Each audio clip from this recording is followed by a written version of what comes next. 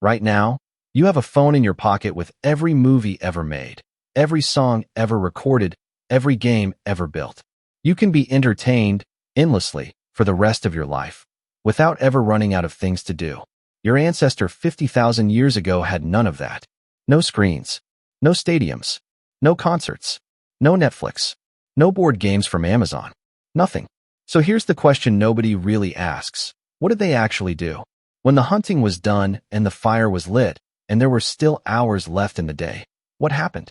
The answer isn't what you think, and it changes everything we assume about the human need to play. Let's start with the thing most people get completely wrong about ancient humans. They were not busy every single second just trying to survive. That's a modern myth. Researchers studying present-day hunter-gatherer groups, people living the closest thing to the original human lifestyle, found that basic survival actually only took about 3 to 5 hours a day. 3 to 5 hours. The rest of the time, they had nothing they had to do. That gap, that open, unscheduled time, is where everything interesting happened. The oldest form of human fun we have evidence for is also the most surprising. It's not sports.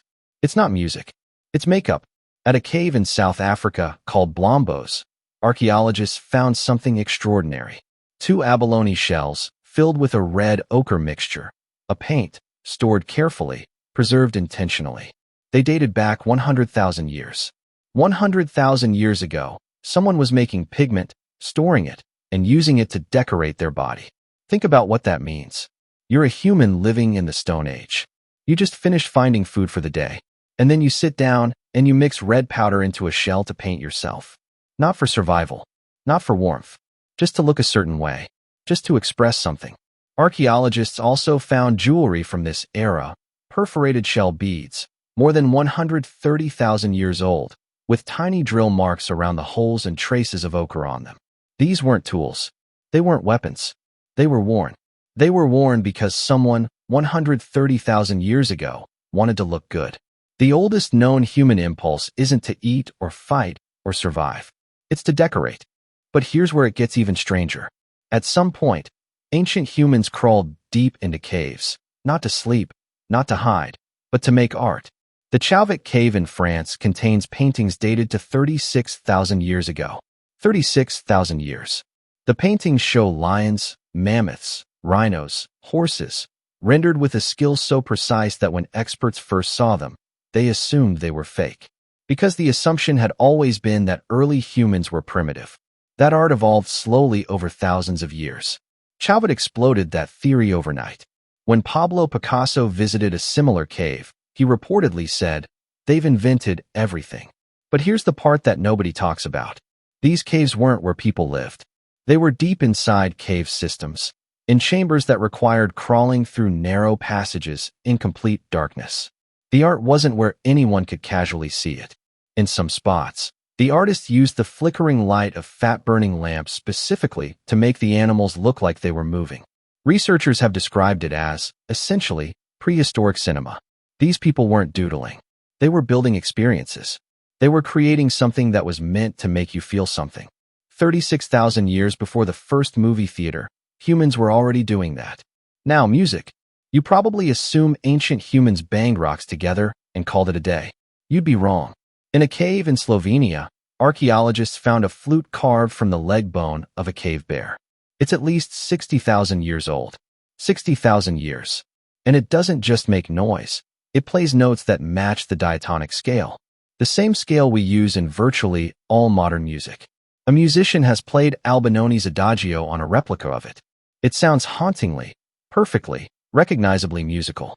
In southern Germany, researchers found more flutes, one made from a vulture wing bone, another carved from a mammoth tusk, dated to 40,000 years ago.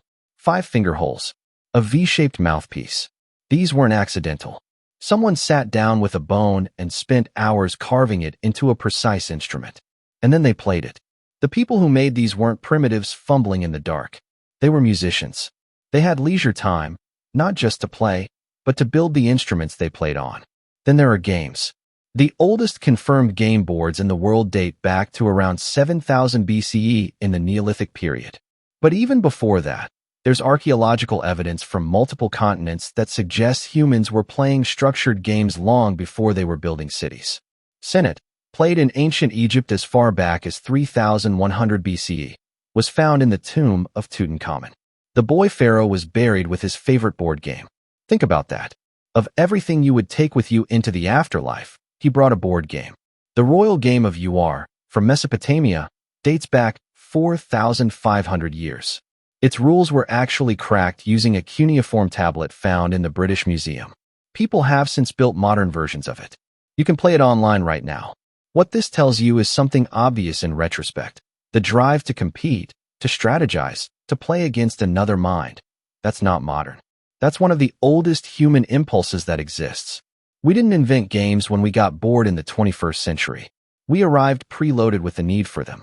But the deepest form of ancient fun, the one that shaped our entire species, wasn't any of these things. It was something simpler. It was the story. An anthropologist named Polly Wiesner spent years recording conversations among the Jew/Hoansi Bushmen of the Kalahari Desert, one of the last groups still living something close to the original human lifestyle. Her findings were startling. During the day, about 80% of conversations were practical, work talk, logistics, planning. But around the fire at night, 81% of conversations were stories, myths, adventures, characters from distant places, jokes that made the whole camp laugh. Wiesner argued that the campfire was where human culture was born, not just entertainment, culture, the shared imagination, the ability to think beyond the immediate present, to invent a world that doesn't exist yet, and then to pass it to the next generation. Every novel, every film, every video game, every joke you've ever heard, it starts there. Around a fire, in the dark, with nothing else to do. Here's what's strange about all of this. When archaeologists find evidence of ancient art, music, jewelry, or games, they call it a sign of behavioral modernity. As if play is what made us human. As if the moment our ancestors started making things that had no survival purpose, they became us. Maybe that's right. Today, the average person spends over 7 hours a day consuming entertainment. We built an entire civilization on the impulse to play, to create, to tell stories, and hear them back. We've turned it into a trillion-dollar industry and plugged it into glowing rectangles we carry everywhere. But none of it is new. The desire behind it, that restless, incurable need to make something, to play something, to feel something, that's as old as the species. The only thing that changed is the screen. The fire is still burning.